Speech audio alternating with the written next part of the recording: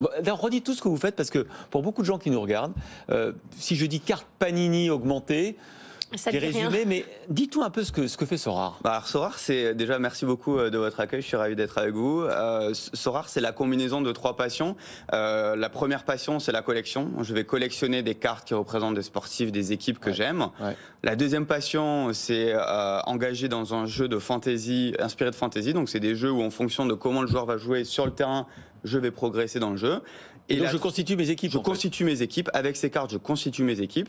Et la troisième passion, c'est connecter avec ses amis, rencontrer de nouvelles personnes. C'est la communauté. C'est une communauté de plus de 3 millions de personnes dans 180 pays qui engagent dans une plateforme de sport de nouvelle génération. Et c'est pas un jeu d'argent? C'est pas un jeu d'argent, effectivement, puisqu'il n'y a pas de notion de mise. On achète des cartes qu'on peut collectionner, comme je disais. C'est le premier pilier, qu'on peut engager dans des équipes. Je suis en coach. En fait, ce qui est génial avec Sorare, c'est que j'ai tous les rôles que je peux avoir dans un club de sport.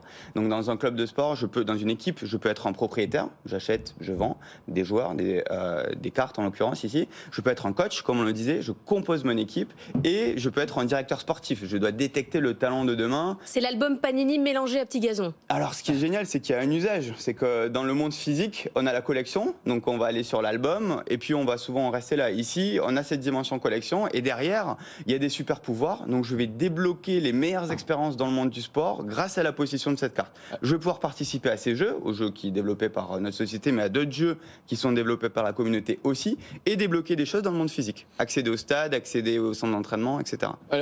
Laure disait que c'est pas un jeu d'argent parce que vous avez eu chaud. À un moment donné, l'autorité de régulation des jeux en ligne s'est penchée sur votre cas. Elle a dit que vous l'étiez pas. Elle a demandé quelques petites précautions quand même, mais bon, franchement, tant mieux. Est-ce que néanmoins, parce qu'on sait qu'il y a un problème d'addiction, notamment avec la Coupe du Monde, des jeunes joueurs, notamment sur les jeux d'argent que vous n'êtes pas, est-ce qu'il y a aussi le risque d'une addiction, parce que les joueurs, on peut quand même les coacher, les revendre.